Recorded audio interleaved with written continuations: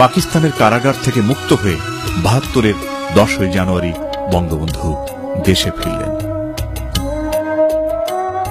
মহান নেতাকে কাছে পেয়ে তখন সারা দেশের মানুষ আবেগে অশ্রু সজল।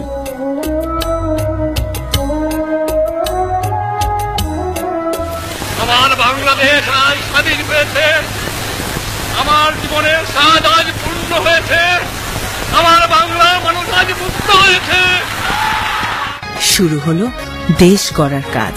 একদিন যার ডাকে সর্বস্তরের মানুষ যুদ্ধের অস্ত্র তুলে নিয়েছিল হাতে, এবার তারাই সেই মহান নেতার নির্দেশে অস্ত্র সমর্পণ করে এগিয়ে এলো দেশ গড়ার কাজে।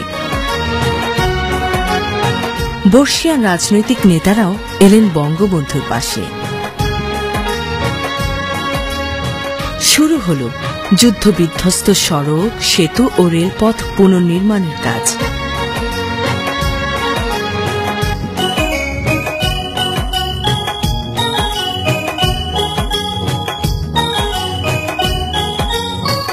মাত্র ১১ মাসে বঙ্গবন্ধু জাতিকে সংবিধান উপহার দিলেন।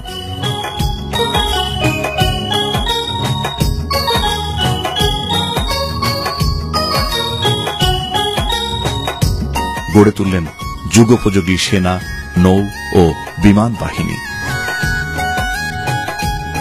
শিশু কিশোরদের জন্য জাতির পিতা বঙ্গবন্ধুর বুকে ছিল অফুরন্ত ভালোবাসা। তিনি শিশুদের অন্তরে ভালোবাসার বীজ বুনে দিতে চেয়েছিলেন। শিশুরাও মহান পিতাকে ভালোবেসে বড় হতে চেয়েছিল তারই আদর্শে। যেন ঘুমিয়ে আছে শিশুর পিতা সব শিশুদের অন্তরে।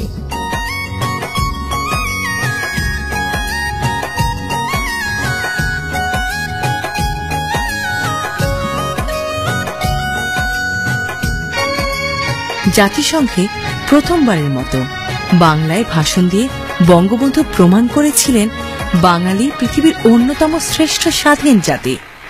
বাংলাদেশ তার সকল প্রতিবেশী দেশের সঙ্গে সৎ প্রতিবেশী সুলভ সম্পর্ক প্রতিষ্ঠার চেষ্টা চালিয়ে যাবে। যে সম্পর্কের ভিত্তি হবে শান্তিপূর্ণ সহাবস্থান, পরস্পরের সার্বভৌমত্ব ও আঞ্চলিক অখণ্ডতার প্রতি সম্মান প্রদর্শন এবং একে অন্যের আভ্যন্তরীণ বিষয়ে হস্তক্ষেপ না করা। বিশ্বের এই এলাকায় এবং সর্বত্র শান্তি প্রতিষ্ঠা ও অক্ষুণ্ণ রাখার প্রতি প্রচেষ্টায় আমাদের সমর্থন অব্যাহত থাকবে। বঙ্গবন্ধুর চেষ্টাতে বিদ্রোহী কবি কাজী নজরুল ইসলামকে আনা হয়েছিল স্বাধীন বাংলাদেশে। যে কবির কবিতা, গান মুক্তিযোদ্ধাদের মনে সাহস জুগিয়েছে প্রতিদিন, বঙ্গবন্ধু সেই কবিকে জাতীয় কবির মর্যাদা দিয়ে শ্রদ্ধা জানালেন।